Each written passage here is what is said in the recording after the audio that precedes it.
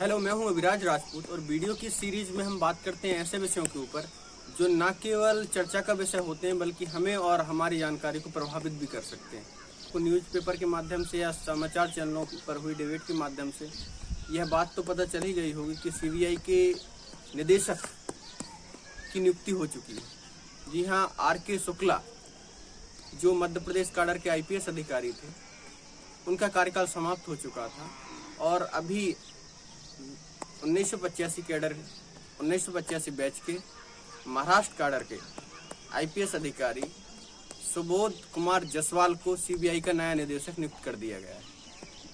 यह पहले सीआईएसएफ के महानिदेशक भी थे, महाराष्ट्र कैडर के आईपीएस अधिकारी थे, वहां के डीजीपी भी रह चुके थे और इसके बाद अभी सीबीआई केंद्रीय जांच एजेंसी के निदेशक के रूप में भी इनको नियुक्त कर दिया गया है।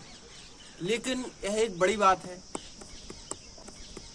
लेकिन इससे भी बड़ी और बात यह है, वाई मोदी और राकेश अस्थाना के होते हुए सुबोध कुमार जायसवाल का सीबीआई निदेशक बनना एक आश्चर्यजनक बात है।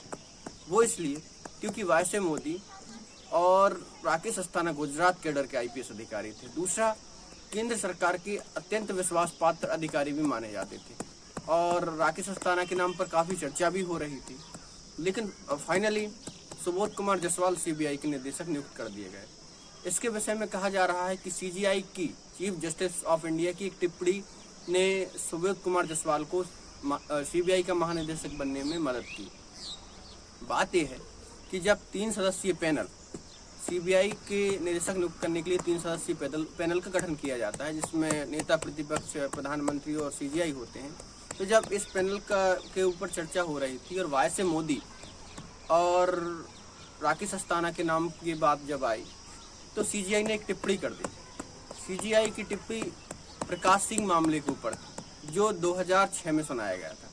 सीजीआई ने स्पष्ट करते हुए यह कहा कि सुप्रीम कोर्ट ने यह नियम तय किया गया है कि कोई भी पुलिस अधिकारी जिसका कार्यकाल 2 वर्ष से कम बचा है उसको आप आईजी, डीजीपी, निदेशक या महानिदेशक पद पर नियुक्त नहीं कर सकते।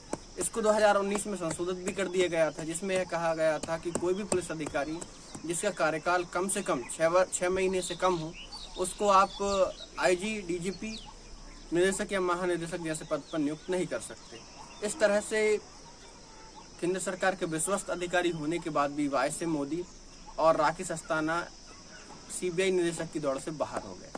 जब सुबोध कुमार जायसवाल के नाम पर चर्चा हुई तो नेता प्रतिपक्ष ने इसके ऊपर कोई विरोध नहीं दर्ज कराया और इस तरह से सुबोध कुमार जायसवाल सीबीआई केंद्रीय जांच एजेंसी के निदेशक नियुक्त कर दिए गए।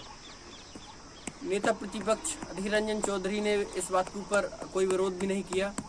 उनका विरोध किसी दूसरी बात पर था जिसको उन्होंने स्पष्ट भी किया है।